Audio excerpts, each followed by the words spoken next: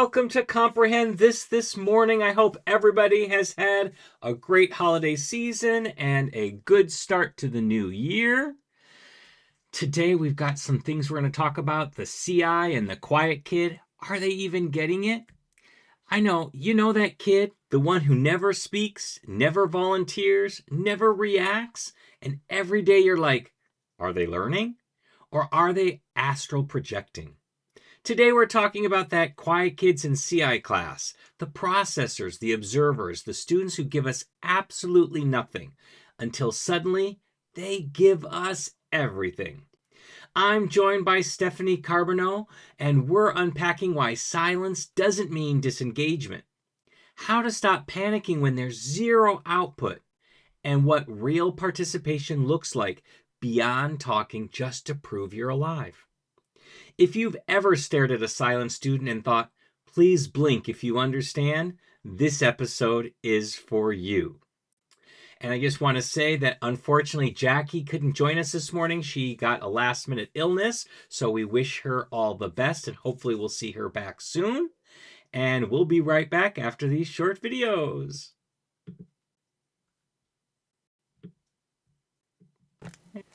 Pop quiz. Are your assessments aligned with what you're actually teaching? No? Cool. Let's fix that. The Assessment Academy is 10 pre-recorded lessons that help you ditch the scantrons and actually assess what matters, like proficiency, performance, and whether your students are still breathing by Friday.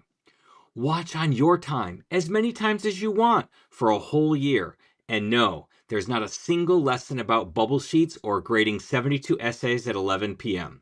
You're welcome. Head over to mm.us/academy and start assessing like you actually mean it.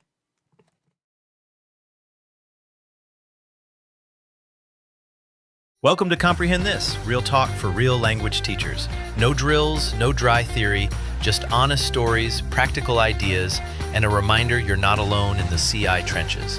Let's dive in. Hello and welcome back, everybody. We're joined with Stephanie this morning. Good morning, Stephanie. How are you doing today? Good. Been a great vacation. Awesome. I know. I've been having 2 weeks. I'm regretting going back. I got to go back on Tuesday. So at least I get one more day. Tuesday? Yeah, because they Oh, allow us to have lucky you. a travel day.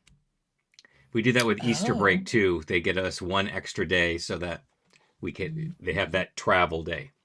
I'm not complaining at all. Not complaining.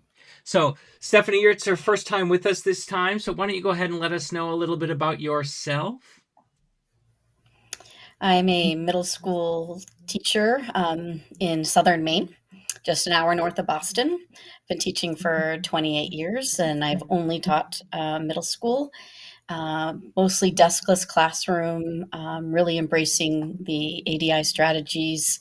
I got my master's in teaching languages, which really pushed me to look at teaching languages differently. And I sought that master's because what I learned or how I learned just wasn't working anymore, or I couldn't see working. So Awesome. And when did you start with CI ADI instruction? How long have you been doing that for? a year out of undergrad, I knew I had no idea how to teach languages. So I looked for a program or a master's program. I was teaching in Massachusetts at the time, and you had to get your master's within 5 years of teaching. And I only found 2 programs at that time, and I just jumped in and took a couple courses with them, and then went right into the program. Now the program is completely online, but at that time I had to spend my summers in Mississippi where it's really hot. Um, yeah, compared to here in New England. Yeah, big And, difference.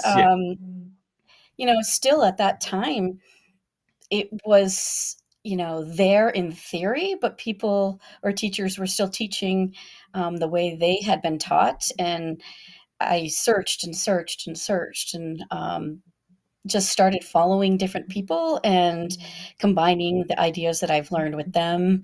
I went to, I think it was IFLT. I feel yeah. Um, just prior to COVID, and really got a lot of good information and training there. And then COVID hit, and I've just kept pushing through, and it's just how I do things now.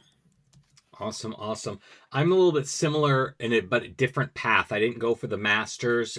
California didn't require that. Um, so when I started teaching late. I started teaching when I was 30. So that's when I went to. It was my first year of teaching was when I was 30. Right after 9/11 is when I started teaching. And that first semester, like you said, I taught the way that I was taught languages, not realizing that I was a special breed of person who could learn that way because I took French, German, and Spanish in high school. I stopped French because I got in trouble in college. They told me if I didn't take my general ed requirements, they were going to kick me out because Oh, language classes were so hard to come by. They come by every 5 years in the upper levels. They don't come out. right. They're not taught every semester. So I was grabbing those up when I could. And so taking French, German, and Spanish, all three at college, was taking up most of my general ed time in there. And though I dropped one, so my last French class was Intro to French Lit way back when in 1990. I mean 1990, yeah, 1992, around there. So it's been a long time. So that first semester, that's what I did, and I sucked. It was horrible. I was bored. And if I was bored, then the kids were bored. Um, and so I sought something during winter break that year, that first year. So at the end of 2001, I started looking for something else, and I found the only thing that was available back then was Blaine Ray's TPRS. That's what I found. And I gobbled everything up. I had no training. I gobbled everything up over winter break. And when second semester started, I ran with it. I did it horribly, but as Blaine Ray says, doing TPRS horribly is usually better. You get better results than doing traditional really well. So my kids were actually speaking. And in fact, I had the problem where I couldn't get my kids to shut up like during a speaking quiz. They were trying to get that A. I taught mostly Asian kids. It was an Asian school, mostly predominantly Asian. And so they were like talking for like 7, 8, 9 minutes trying to get that A+ grade. And I'm like, I already gave you that A+ grade about 30 seconds in. I don't, you don't need it anymore. And I never thought about it. It didn't dawn on me just to set a dang timer to cut them off because it took me forever. But that big change from not having anybody talk to having that happen was that TPRS at the time, and I've been doing CI ever since. So similar pathway where we found out what we didn't know how to teach languages and we needed to find something else. You found it in a master's program. I found it doing online research. And actually, I regret I didn't realize when I was the way that California credentialing does it. You go and get your bachelor's first, and then you go to teaching school, and then you're only about 3 classes away from getting a master's in education afterwards. I didn't know that, didn't realize that, and didn't realize the value of a master's. My sister teaches in Michigan, and Michigan is the same rule as Massachusetts, where you had to have your master's within 5 years. But she had to start from scratch because in Michigan, you get your teaching credential along with your bachelor's. So she started from Yes. scratch and had to start brand new. So different ways, different approaches, but I never ended up getting my master's because my school districts never, it was like $1,000 a year additional salary. And it really wasn't worth the cost, the $30,000 out cost to get an extra $1,000 that would take me 30 years to get my money back from. So I never really pursued that avenue. But Well, there are some great programs now. I mean, I did mine through Southern Miss, and it's all online now. But there's Idioma Education Consulting, and they have an online master's program, and it's actually very reasonable. I think it's like less than $15,000 hmm, to do it, and their courses. Um, I'm doing some of their courses now because I've hit that level of pay where I can only go horizontally. I've hit, the yeah. ceiling, so I'm trying to get 30 more credits so that I can move that way. But, I think a lot of us came out of school and teaching programs not with a focus on how to teach languages. That's very true. Um, I didn't have one course in my undergrad program about teaching languages. It was about teaching, but not teaching languages. So, Yeah, mine was similar. They every like the core classes they had the methods class. They had the English methods class, the math methods class. But for everybody who wasn't one of the four cores or PE, they lumped us all together into one methods class. So yes, I was in there yes. with art and business and keyboarding and all those other classes, and it didn't help any of us because we all were very specialized. What works in a business class is not going to work in an art class, is not going to work in a language class. But they didn't have the differentiation. And so I got a lot of good ideas for overall teaching, but not good ideas that actually applied to what I was doing in the classroom. So, yeah, And that's of how course, my, we took psychology courses, about learners, but there was no second language acquisition yeah. um, course. Which have once you take a course like that, it's mind blowing. Like, what have we been doing all these years? Because it's totally not what we should be doing. So, No. And um, we get that yeah, secondhand in California. We have a you have to get a second language learner addition to your permit. Every teacher has to get that in California. And I didn't even study for it because it's all crashing. yeah. So it's three tests and it's all crashing. So I already knew everything about crashing. I knew all about second language acquisition and his theories and his hypotheses and all that stuff. So I didn't have to study for it where a lot of other teachers did. And so that's the only way that people are getting that second language acquisition theory in is through that, the English as a second language addition that we all have to have on our credentials.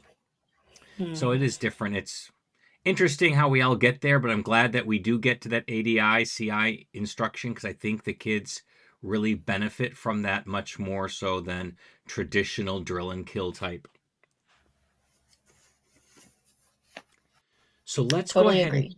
yeah, let's go ahead and get into the topic today, and that is that CI and that quiet kid. You're wondering if they get it. I always tell my kids, we start the semester with new kids, so I've got new kids coming on Tuesday, and so I'll give them the speech like I give my kids every time I start a new semester.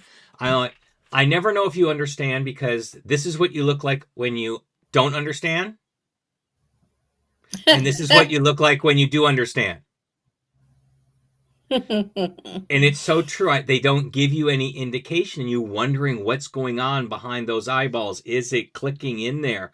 And it's a big deal. We need to find a way in there. Are they processing or are they being apathetic?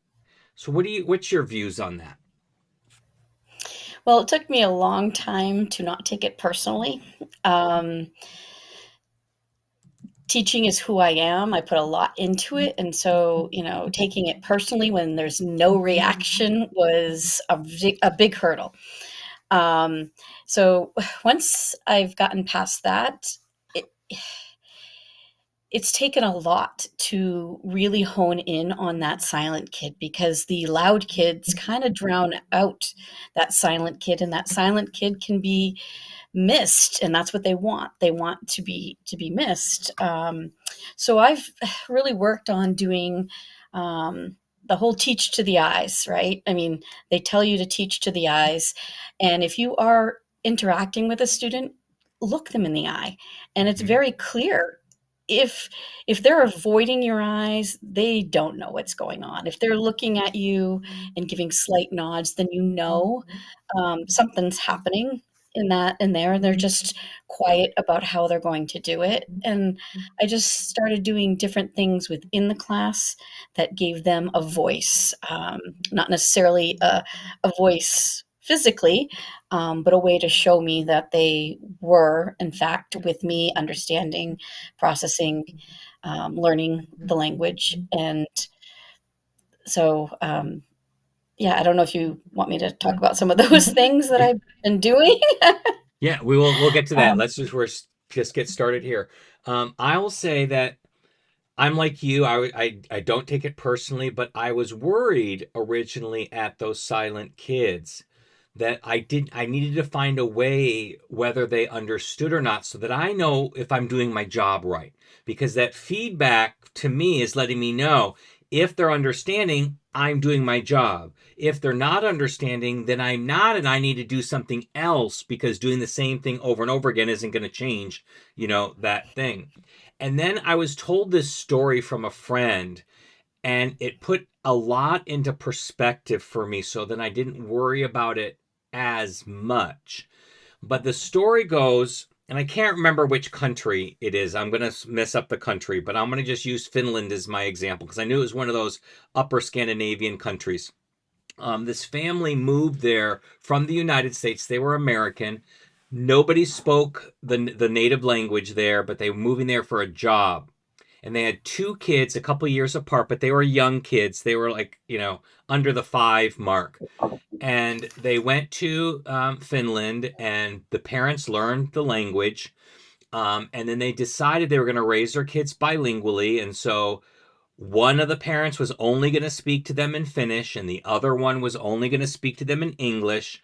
And that's how they were going to maneuver that bilingual thing, which a lot of families struggle with, how to get that bilinguality, Yeah. that whatever that word is, to teach their kids to stay bilingual. Well, the boy followed along perfectly, spoke with mom or whichever one, which one adult with in English and one adult in Finnish, and kept them both going, no problems. But the girl could understand English but refused to speak English. She would only answer back in Finnish. And so this went on for many years. And when the kids were like, in the late elementary, early middle school years, they were going back to the United States for a family reunion. And the parents said, oh, the boy has no problem. He's not going to have any issues. He speaks English, not a problem. But the girl, we've never heard her speak English. And how is she going to speak with grandma? Because none of the family speaks Finnish. And she'll understand, but how is she going to be able to communicate? And they were just like really worried about it. So that's like our silent kid. They're not speaking. They're only using the common language of the classroom, not the second language.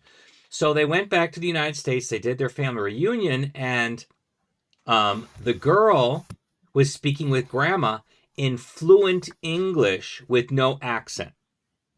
And the parents had never heard her speak English before. Mm. So they were really astonished. And Bill Van Patten said this is what was going on in that is, and it's the same thing that goes on in our classrooms as well, is the girl did not have a need to use the English in Finland. There is no absolute need. She didn't have to figure out how to say something in English to be able to go to the bathroom or find where the bathroom is. Right. She had no need for that. And when she had the need to use English, the English came out. And it's the same thing in our classrooms where they know we speak English. So they'll resort to English because it's easier and there's no actual need to speak the second language in the classroom for them. If they don't know how to say, can I go to the bathroom in French or in German or in Mandarin, they know they can say it in English and go to the bathroom type of situation. Mm.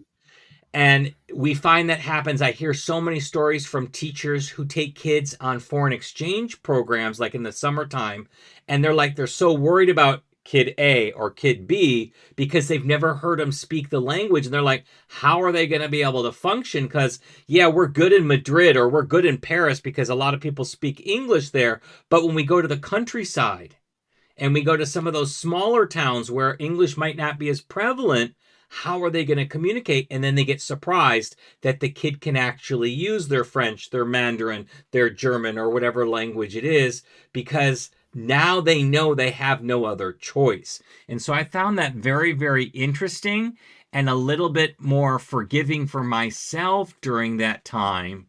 And so looking for ways, like you said, for ways for them to demonstrate comprehension. Yeah. And without using necessarily verbal production, because there are three things that usually, for me, at least in my brain, and you tell me if it's different in yours, that why they're not using the language. Number one for me, the first and biggest one is confidence. They have the Yeah. vocabulary, they have the structure, they have the language in their head, but they don't have the confidence. They're afraid to make mistakes, and so they don't. They don't use it. That's the number one for me. The second one is they just don't have the vocabulary to be able to say what they want to say, or at least they think they don't. Because I always tell my kids, whether I taught middle school or high school, you do not have the vocabulary to speak at the same level you speak at English. So if you have an eighth grade brain, you can't speak French or German or Mm, Mandarin or Spanish as an eighth grader. You have to speak it as a kindergartner. And that's hard for them to make that change there. And then the third, and it's the rarest of them, is the apathetic kid, the kid who just isn't paying attention, isn't trying, and doesn't want to. That's the smallest percentage, like less than 2 or 3% in my experience, but that's also a possibility. And my job is to find out which of those three things is the reason, and then each one of those has a different solution to the problem. yeah, but sometimes also it's the kid's personality. I have one of the best pieces of advice I was given by a mentor teacher is when you're having a problem with a student, um, go see that student in somebody else's class. That way you can see how they're being handled, whether it's you, what all those kinds of things are. And I have a couple students that I connect with their other teachers, and they're the exact same way in their math class, in their English class, in art. They just aren't a student that is vocal, very vocal. And learning that about a student also is very helpful because then, again, it's not me, Yep. they don't hate me. They're not being apathetic. This is just their personality. And coming up with stuff for people in that situation who are quiet naturally, to show what they know is hard for somebody like me who is extremely vocal and talk out loud about everything. So those were hurdles and to think about. And once I realized, oh, it's their personality as well, I find something that works for that child by speaking with that child individually. For example, like we have a signal in my class. When students aren't understanding, they do this like timeout Yep. signal, and they're supposed to start doing that symbol when they see somebody else doing that symbol, so that there are a lot of people doing that symbol and I'm aware. Well, that quiet kid or that self-conscious kid does not want to start that or want to be seen doing that. So talking with them and coming up with something totally different, like, all right, if you're not understanding and you don't want to do this, I need you to like I'm stretching right now because I'm tired or whatever. Something, a normal movement that kids do, but knowing the quiet child's doing it, um, they don't understand, and they need help with something like that. I have one child who I have her write down. She has all her questions. She has a little piece of paper that she hands me either when they're working on individual stuff or on the way out that she wants clarification on, but she just couldn't bring herself to um, to ask that or to speak up. And so that's another way to get them to have that visible, I knowing whether that they don't understand, because a lot of those kids that are silent like that won't even make the eye contact with you.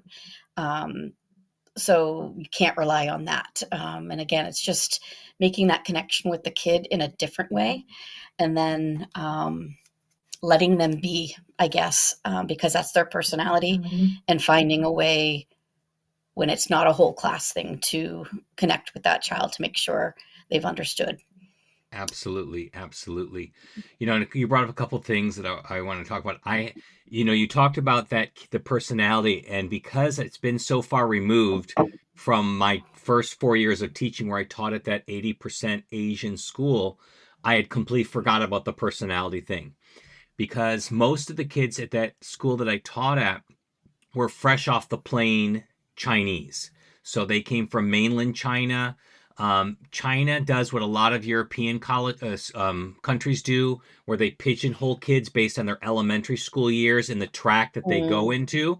And so these kids were not in the college track in China, and the parents wanted them to be in the college track. So the intent was send them to the United States, get them into college in the United States, and then bring them home when they were finished. So I had a lot of those kids like that. And so they came from communist China. So a lot of kids, they're not the kind to raise their hand. They're very quiet because giving their opinion was not permitted in China. They were not allowed to give their actual permission. They could only answer factual questions. Well, I'm not asking factual questions. It's not a Right. in a language class. That's not what we're talking about. It's not, is this true or false? That type of thing is, Shakespeare an American writer or a British writer, an English writer. We're not asking those types of questions. So a lot of the questions were opinion, and they were not forthright in that. So yes, I had completely forgot about that shy. And I don't know why I also forgot, because that's me. I'm an introvert naturally. I use all my extrovertedness at school, and I completely crash after school because it's not Mm. my normal personality. I love what you say about using the natural gesture for kids who are shy about expressing they don't know. For me, because I was not I'm always running around teaching. I'm not always seeing that corner of the class or that corner of the Yeah. class. The timeout signal never worked for me because it was a silent signal. And so if my back had to be turned to that section of the classroom for 2 or 3 minutes, that was 2 or 3 minutes where those kids were not understanding, and it was a problematic thing for me. And it was, Mm. they're getting further lost. So I have them stomp. So they Ooh, stomp I with like their that. feet, because no matter where I am in the classroom teaching or pointing or pausing or wherever I am, I can hear that. And I, like you, when one person stomps, everybody stomps, so that no one feels isolated. But there's still those shy kids who don't want to be that first one. So I love that natural gestures that you're doing. One of the things I have done, and I learned this, I want to say, I don't know who I learned this from. I want to say it's Carol Gobb. I want to say it's Carol Gobb, but maybe it wasn't. Is to make a triangle of colors. So we take construction paper or cardstock, and they make a little pyramid, they take a strip and they fold it in 3 ways, and they make a triangle. One side of the triangle is red, one is yellow, and Mm. one is green. And they keep it on their desk, and they let me know by the color of their desk. So it's another silent way. And other kids may not necessarily notice when a kid changes his triangle to a yellow, where I'm starting to get confused, or a red is stop. I am now totally confused. But it's another silent way of doing that to help them let you know that they don't understand without that verbalization, because they might be understanding everything. And we've talked about those other things, the personality, the confidence, the lack of vocabulary, and apathy, but they just might not have had enough language to be able to produce and vocalize yet. Yeah. The average kid learns to start speaking their words, what, about 18 months to, 2 years, around there. But some kids are earlier bloomers and some kids are later bloomers. Kids who are autistic usually start talking about 3 or 4. It's a lot later than that. And that doesn't mean that they aren't understanding or they don't have the intelligence level. It's just that they are not ready to produce those words, which we also have to take into account, which that's one of the big failures I find with traditional teaching, is they expect them to start speaking day one. Say, we just learned hello and goodbye and my name is. Now turn to your partner on day one and ask those questions. And you're putting that input in there. You're forcing them to do that input right away, when they're not ready at all for that type of thing. And whatever they're doing is just rote parroting anyway. And it's not really any language acquisition. And what we learn when we study second language acquisition, that's not the way, because we don't have our kids do that when we teach them their native language. We never have them, oh, Right. you're 18 months, turn to your playpen partner and start conversing with each other. It's a whole different thing. And once we understand that second language acquisition theory, we change our practices to be more conducive to how the brain operates. I try to use a lot of total participation techniques, so that even the silent person can express. For example, I started this during COVID because I could not pay attention to all the kids on the screen and what I was teaching. So the year that we were hybrid, I sent them home with these packets, and they had all these cards. And so when I was asking a question, they would hold up the card based on their answer. So things like, it's true for me, it's not true for me, true, false, I agree, I don't agree. And when we came back to the classroom, I kept it and I made first, I gave each kid an envelope with their own cards, but this is middle school, so nobody nobody had whatever card they needed. So then I had school volunteers make the cards and laminate them for me, and I have a class set, and we pass them out when we need them, and everybody can hold up a card, and you don't have to hold it up real high over your head. You can hold it like in front of your chest. It doesn't have to let people see it. So I use a lot of total participation techniques like that, for kids to be able to express themselves, show me they understand. And I also have those hanging around my room so that they see them, can use them, or we move.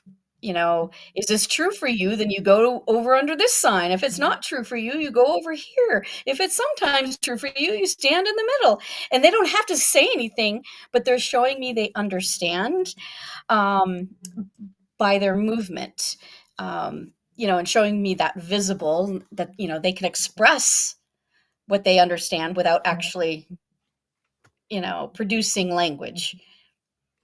I love that. Absolutely. And there is something similar that I do, but I don't do it. I never thought to do it with the regular class period. And I don't know who I learned this from, so I apologize who I learned this from. Um, but during when we read novels, I have interjection cards that they can put like Mm. yes or what a shame or brilliant or whatever. So I pass these out to kids, and their job is to find a place where their card will logically fit in the story. And so then they do that. And I have, a class set, like you said, and every kid is a different one. On the back of the card is the translation, so they know what it is, so they don't have to worry about that aspect of it. But then they have to interject it and put the card up and then shout it out at the same time. So they have to say the thing, and it helps them learn those interjection type of and rejoinder type vocabulary that makes things sound more natural and more native like to actually put these kind of things in there. It really works well. And like German has a lot of expressions that don't have translations to them in English. They're kind of feelings that go with it. We call them particles in German. They're not they have like hundreds of words of translation because they're used in so many different contexts, but you got to use them. It can't explain them. And so these kinds of things help get that thing. And I know other languages have those kinds of things as well. And it really does help them. But I never thought about doing that in the classroom on a regular basis, that they can find ways to interject those in. That's an awesome, awesome idea. And pairing off that idea, one of the things that I do, and I do this with two types of kids in particular: the ones that I suspect are being apathetic versus otherwise, why they're being silent, and my kids who have trouble paying attention. And that may be ADHD Mm. kids, or it may be just kids who are on that border and they're not really ADHD, but they're just having trouble staying focused, is I will look for 3 to 5 words that I know I'm going to use Yes. that day in class, and I assign that word to them. And I give them a sticky note. I used to use, I have them, I don't give them out anymore, the little clickers, like the little counter clickers. But the kids would always just click them to get to certain numbers, and they would Right. not be really Right. doing, yeah. So, and they're like, I want to get to 999. So they'd be clicking, click, click, click, click, click, trying to get to 999, all the way across. So I stopped using the clickers. I still have them, but I stopped using that. But I give them a sticky note and tell them to mark a hashtag, a Mm. hash mark for every time they hear me use that word. And if I'm in, doing past tense versus present tense, I'll have, one kid listen for the past tense form of the verb and one kid listen for the present tense of the verb. And I do this for twofold. Number one, if they have to listen for one word, then they're listening for all the words, because they can't just listen for the one word. They have to listen to everything. And it also helps me. It doesn't have to be 100% accurate. They're not going to be 100% accurate with it, but at least it gives me an idea at the end of my teaching day, at the end of the class, how well I hit that particular word. And But sometimes that's I'll also a see great way to have that silent kid, if they've understood what's happening. it. If you ask the silent student to tally how many times somebody expresses an opinion or somebody disagrees, then that's a way for them to show they understand. I've always given it to the ADHD kid to do something like that, but now I'm thinking this would be a great task as well for the silent student, to see if they are comprehending what we are doing or learning or acquiring in class that day. Yep. And another idea that I had that I got this from Carmen Andrews, who teaches in Vegas. I taught with her for many years. Amazing teacher. And I don't know if she originated it or if she got it from somewhere else, but I'll say that's who I got it from, is the pencil game that I like to do. Um, Mm, and I like this game because it's hard. And it's not hard for the immediate reason, like it's not asking hard questions, but it's tricking the brain. You have to work backwards from way the brain normally thinks to do it. So after anything, it could be, conversation that you had with some kids about a topic. It could be after a story. It could be after a reading. It could be after a novel chapter. It doesn't matter. Whatever you did in class, because it's very versatile and it requires no prep whatsoever. You have kids go in pairs, and there's an object. I was taught with a pencil, but it can be any object between them. It doesn't matter. Just got to be one between each pair. And you ask true and false questions. And this is how I can kind of assess if that silent kid was understanding or not, based on I can look at that kid and watch them play the game. Now, why it's tricky is because just a true and false, they've got a 50-50 chance. But right. what makes it tricky is the kids want to grab the object when it's true. But no, you only grab the object when it's false. So they have to go against the intuitiveness, because you want to grab it when it's true, but we want to grab it when it's false. So not when it's true. So, and the scoring goes like this. Kid, if you have it when it's true, if you have the object in your hand when it's true, -1 point. If you have the object in your hand when it's false, +1 point. If you don't have the object in your hand, you didn't gain or lose points at all. And it's really funny because I love this game for a couple of reasons. One, I can see the silent kid and how they're comprehending by watching it. So each round that I ask these questions, I can look at a different silent kid and see how they're comprehending, if they're comprehending right. Two, the kids who usually are the underdogs, the slower processors, end up winning this game because they aren't out there to grab the object so quickly, where the top kid always wants to Ah, grab the object so quickly, and they end up losing points that way because they grab it when it's true. And so it makes those underdog kids a little bit feel powered, empowered that way because they I won like a that game. twist. I So like it that really, twist. I've had to like count down so that the kid's not grabbing it before anybody else. I've had to, you know, count down backwards, so that the processors allow have thinking time to time. think and Yeah, answer. thinking time. Yeah. But I've never thought about doing it the other way. That's interesting. And so it's a really fun game. It's quick, no prep, and it's a formative, informal formative assessment that you can see right away that I really like doing. And it's quickly, and when I used to have desks, I used to call this the most deadly game because they would put the pencil between the two desks. And the problem was, it really was the deadly game because I used to have to give them really big warnings because they'd go for grab the pencil and there'd be that gap between two desks. And when they lean over, the fingers would get pinched. So I used to tell Mm. them to push your desks together so they touch and then put the pencil there because it turned out to be like the deadly game for that. Now I don't have desks, so I don't have to worry about that. My kids like to sit on the floor and do it and play. And I have a no button. A kid gave me this no button, and so they like to. That's one pair of kids always goes and grabs that no button. That's their object. So they go no. That's when they've grabbed it. Whoever pressed the button, they like to have fun with that game because they like hearing that word no because it says no like 7 different ways depending on when you press the button. So they have fun with that one. I need a yes button to go along with it.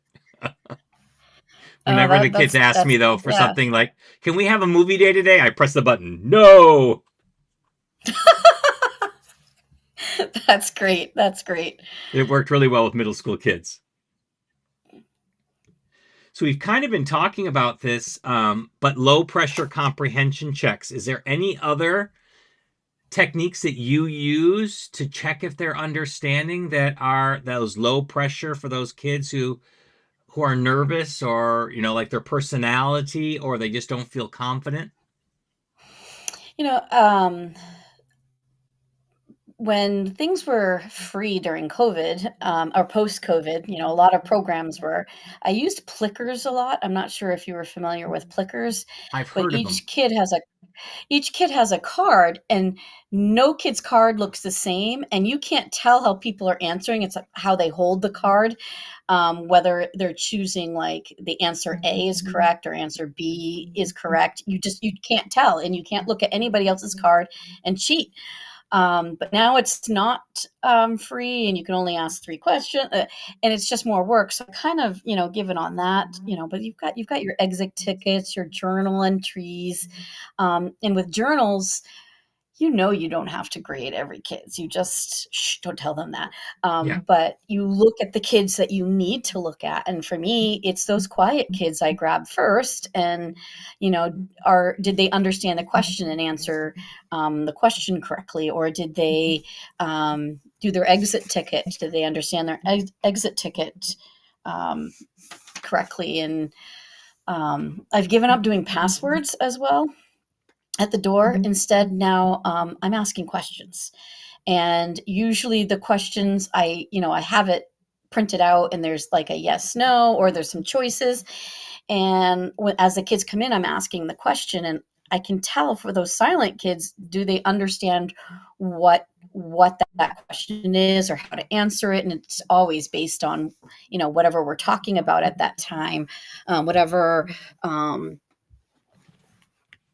topic it is. Maybe it's what they like to do, and it also helps me figure out what what I learned from the kids. What is their aspects of their personality. I get to that couple of second of interaction with them. And to piggyback off of that, I've given students a packet with every kid's name in boxes, and during the class, they write down in English anything they've learned about those students. And again, I don't need to look at everybody's. I just pull the packets of the kid who's silent and check to see, did they understand what happened today, in the discussion, or um, the special student, the star student, did they understand what that student answered or how they answered? And they just answer in English, right? They write down, oh, I learned that um, Joe loves baseball. He doesn't like to play it, but he likes to watch it.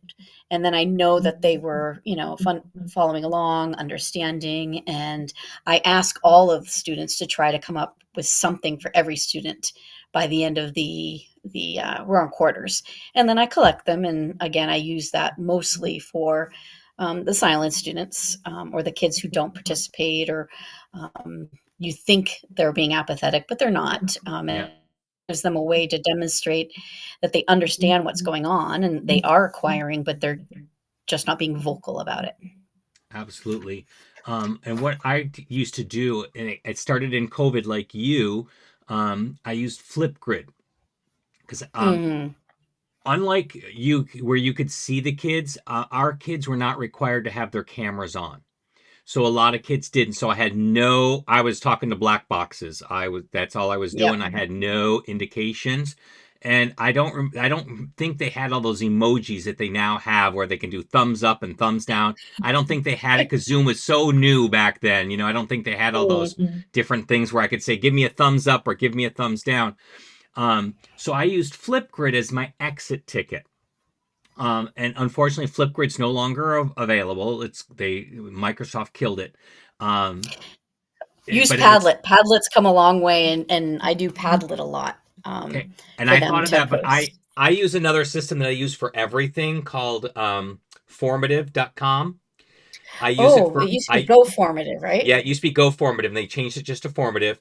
And I use it for everything. My journals, my everything that we do in the classroom, everything except for quick writes. It's the only thing that doesn't go in there. Their warm-ups go in there, their exit tickets go in there. They can do video responses or just audio responses. They can do text responses. It could be drag and drop, it could be matching. All different kinds of things are in there. So I use that for everything. Um, and I do that because I can attach a standard and then I can look at a student and see which standards they're hitting and which ones they're not, which my grade book doesn't really do very well. So I can do it that way. So I've switched over to that using the video. But what I liked about this, two things, it helped me learn their names. I'm horrible with names on anybody. Even my friends, they know that I can't remember their own names. I'm staring them in the face and I can't remember their own names. It's something, I don't know. My brain does not work with names. And they know when I pause, they're like, Patricia. They'll just say the name because they know that's what I'm looking for and I can't. It just doesn't come out.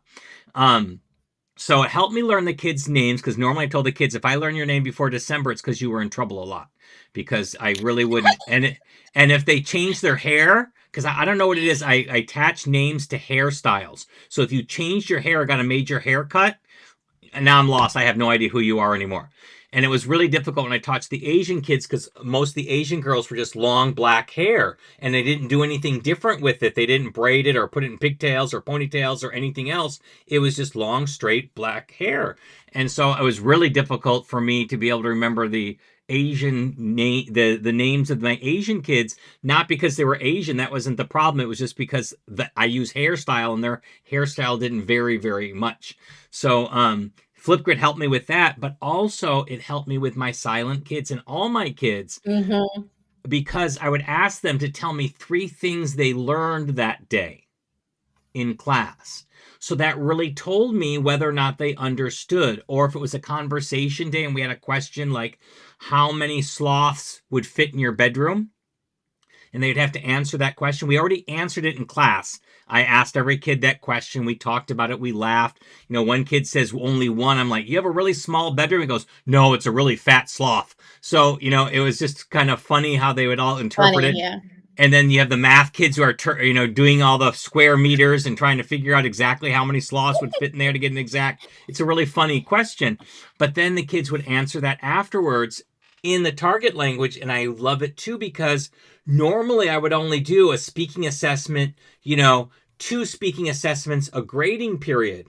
So I really was listening to them and really focusing to give them some kind of assessment twice. Well, now I was doing this 2 or 3 times a week. having them answer a question in the target language.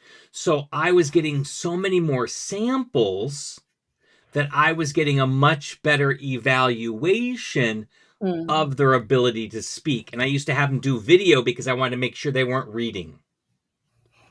Because they always Yeah. go, why can't I just do audio? You're just listening. I go, I need to see that you're not reading off of a piece of paper. And I can tell when you're looking. They go, well, I'm using a teleprompter. I'm like, I can still tell because you don't know how to use a teleprompter. Your eyes are going from side to side to side to side to side to side to side. And I know right away that you're reading off something when you do that. Teleprompter is a skill. It's not just reading off the screen. It's a skill that you use to do that, because newscasters do it and you don't see their eyes go from side to side to side to side to side. So Right, it was a right. really great way for me to get a better feeling for kids and how well they spoke, because even walking around the room when they're speaking, it's really hard to focus in on one kid and get enough of a sample to where you feel like you've got a feeling for that kid and what their ability is in the output there. So that was another way that I used to do it, and I still do it now, except I just do it with formative.com. Padlet's another great way to do that, with giving those videos in there. The one feature that I miss, and Padlet might have this with Flipgrid, was being able to respond to other people's videos. They do have that now. Yeah, they do. Okay, that's awesome, Yeah. because that's one thing I like about They Flipgrid. I used to say, you got to record your video, and I need you to respond to 3 other kids' videos. So I yeah, made them listen to at yeah. least 3 other, and they had to respond and say something about that kid's video. So that was another way to be able to do that. And another tool I use a lot is, Pear Deck. Oh, yes. You can throw any slideshow into it, and what I like about it is kids can be answering, and you can see how they're answering, but nobody else can see how they're answering.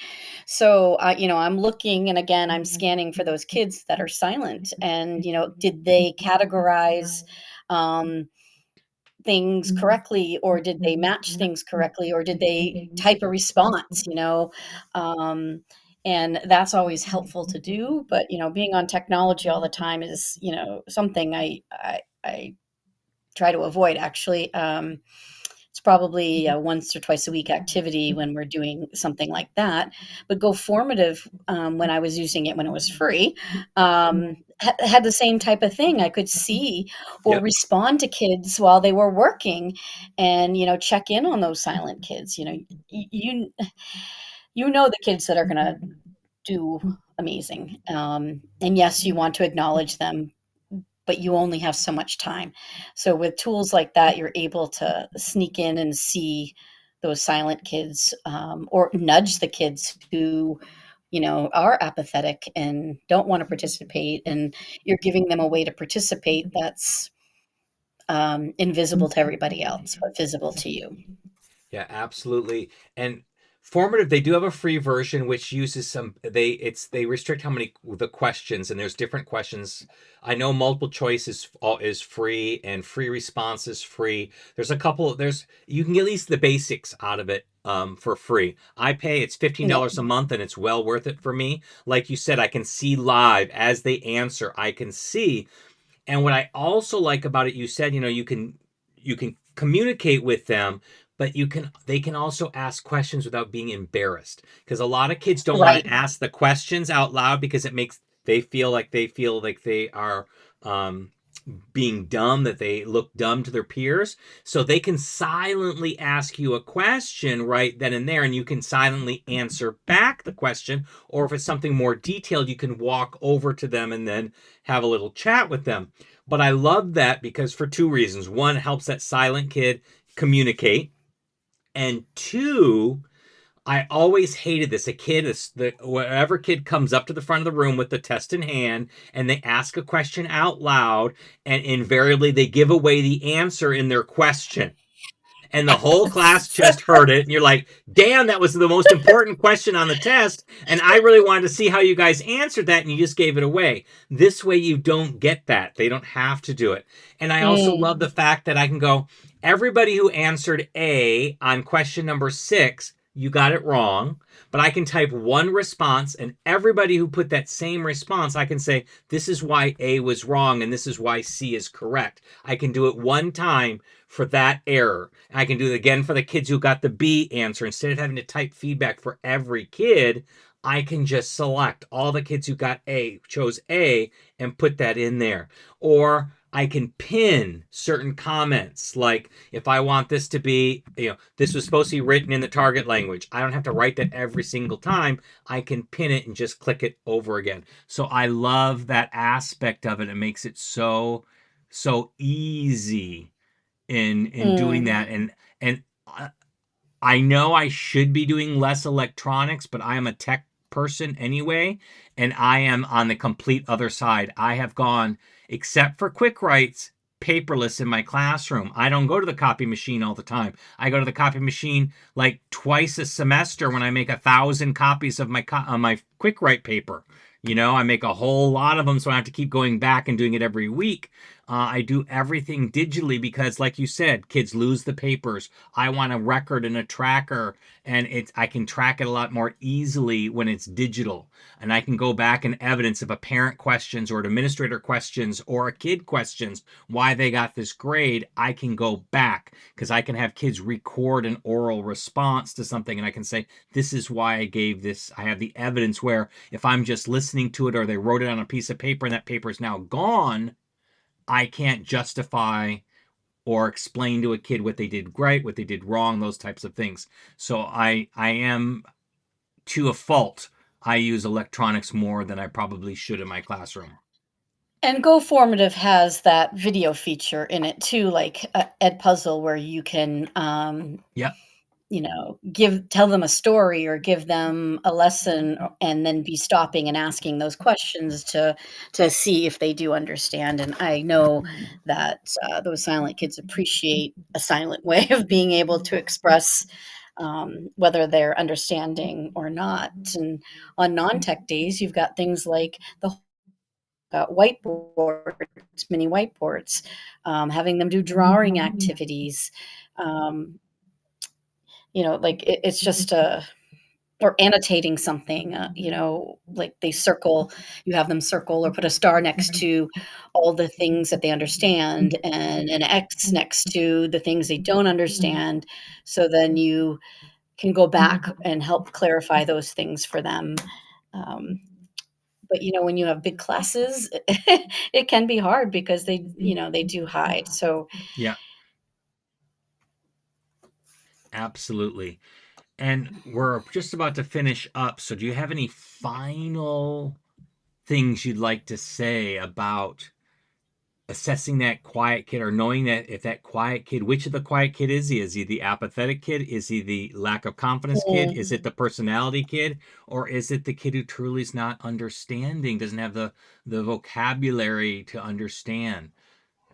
Any final words that you have? for me, I guess I would just don't take it personally, and that's Yeah. really hard. And really figuring out which type of silent kid they are. Are they the apathetic? Are they naturally silent? Or are they silent because they are struggling to understand? And once you figure out that kid, um, just paying attention a little differently um, to who they are as a silent learner or a silent processor, and using various techniques to make sure they do understand. And the other way is the connections you make. Yeah, And even if absolutely. you have to ask that student to say, hey, I need you to come in during recess, or I need you to come in, I just want to ask you a couple of things to verify. And a lot of them will appreciate that too, rather than being the one singled out in class. Absolutely, absolutely. And the whole thing is redefining that part, what participation looks like, what engagement looks like in your classroom. It doesn't have to always be output to be able to do that. That we've talked about so many different ways that we can check in to see if they're actually engaged with the language and understanding the language. We don't have to do it, a traditional way where they have to respond all the time. There's lots of different ways. And I think I put over here on my little notes as we're doing it that I love that agree, don't agree, yes, no, those true false cards that you have. I think that's great. And Mm. guess what I'm going to be doing tomorrow before school is going to make some of those so I can go to school, print them out, and laminate them. I have my own laminator just for that reason. I can laminate and have them all ready I do too. for the kids. Well, I Um, always thought laminators were so expensive. I thought, they charge when you go to like learning is expensive. Those little stores, they charge you $1, for every few inches of laminating sheet that you use. And, school said, don't have us laminate too much. It's too expensive. And I'm like, oh my gosh, I get 200 sheets for $20 and it cost me what, $35 for the laminator. I'm good because yep. those 200 sheets last me at least a school year, if not two. So I'm like, Right. for $50 I am well invested. And I do find sometimes those silent kids, like they appreciate having something like that to show rather than to speak out. But a lot of my speaking things now, everybody is speaking at one time. Like they're working in twos Yeah, or threes.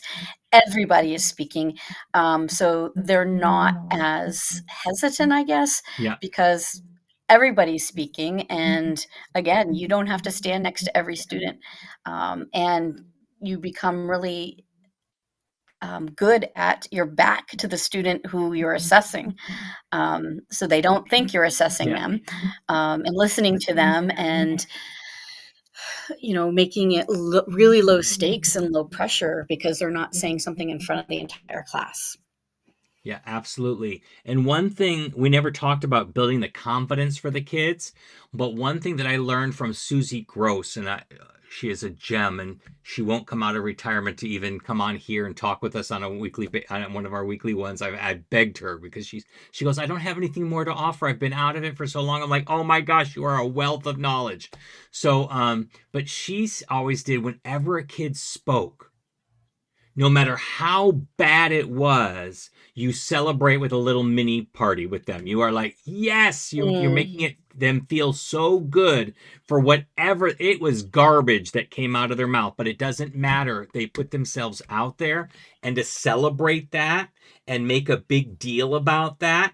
Like I give participation points, so I would shower and I use Class Dojo for that. I used to use paper, but now I go electronic. I use Class Dojo for that, and that works even in high school. They can hear the points going on because it makes a loud ding on the computer, so they can hear it, and I can bring my phone around and add the points on my phone, and it will ding on the mm, computer. And so they'll see it right away, and then I'll go, "Ooh, that was great, jackpot!" I'll give like 10 points, and it'll go, "Bing, bing, bing, bing, bing, bing, bing, bing, bing," and then they feel so good about that, no matter what. And I give the same amount of points regardless if they gave me a paragraph or if they gave me one word. I'm just celebrating that they used the target language, and that helps build that confidence level up right away, so they feel good about what they said. They have no idea that it was, you don't correct kids anyway orally because that puts them in a bad spot. But mm. you celebrate what they did and make it a big deal. And then other kids go, well, hell, I want those 10 points too. So then they put themselves out there a little bit more. So I love that about Um, that from Susie Gross. a strategy I learned from Joshua Cabral, he does it for, keeping kids in the target language, but I have moved away from it as that and more for participation is the mystery student. You have a card that says you put their name behind it, and then the cards over it, and on one side of the card it'll say mystery student, the other side it says class, and anytime you're noticing the mystery student doing something like participating or engaging, you put a mark on their side when it's the class. And they don't realize who it is until you can choose to show them at the end or not. And if the mystery student gets so many marks, or gets more marks than the class, like there's a reward for that student. Or you can say if the class gets 10 and the mystery student gets 10, then the whole class gets 5 points, or I'm not very good with the point system. I can't keep up with the point system, but I use that to encourage students to participate and engage because they don't know who the mystery student is versus the class. And I love that variation of it. I did something else with that because I did it more on behavior, as trying to curb behavior. So what I would do is I'd pick one boy and one girl that I'd be watching their behavior for that day. And if that kid did not misbehave, then they got candy at the end of the class. But the whole point was the kids didn't know who that kid was, so they all were trying to be behaved. Exactly. And so it worked. But I love that mystery student. I just put that down in my notes too, that I'm going to try that one too as well. I like that because I do the points. I do class versus me points. So if the class is not doing what it's supposed to do, and I do it for two different things. One is they can add these points like skee ball tickets from Chuck E. Cheese, where they can keep adding the points up towards different class rewards like class candy or a class party or something like that.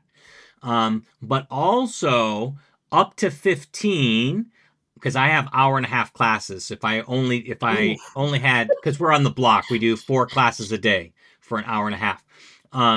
So if it was a shorter class, I would do it for less time, but I do it for 15 minutes. So each point that they earn on their side is worth 1 minute of free time at the end of class.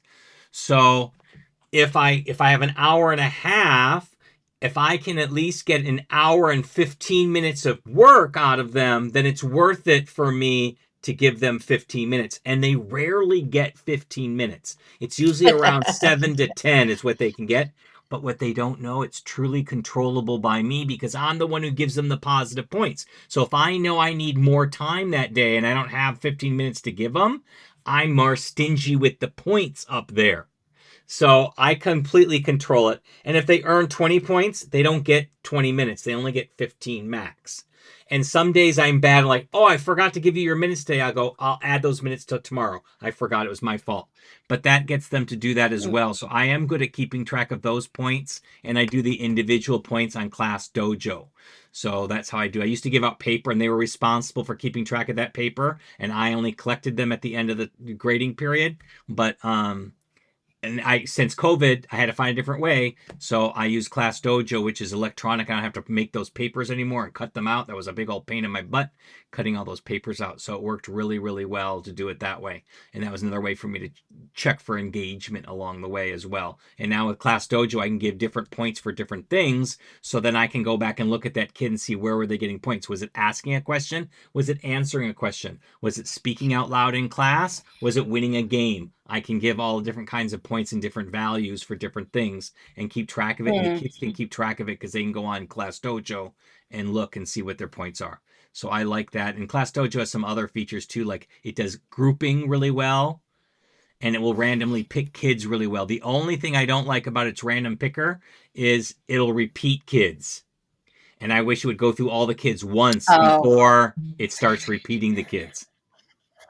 So I've got to keep track of that. So when I get down to the last 5 or 6, I'm like, okay, I'm just randomly calling them from. I know which one's already called, and I'll just do it that way. But that's my only problem. But I like when it comes up with groups, I can click it in one button, and it gives me 2 groups or 3 groups or 4 groups of kids, and it makes it really easy to do that. And you can do it with different ways, grade-wise or participation point-wise. You can do it all different kinds of ways. So I really like that about it. And it's 100% free.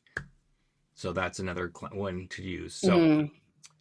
With that, we are coming to an end. So I say thank you so much for joining us, Stephanie. It was great to have you, and I hope you'll join us again sometime in the future. It was such a good time with you. And you have a 1 word or 2 words you'd like to say goodbye before we finish up? I just wish everybody a wonderful 2026 and don't take it personal.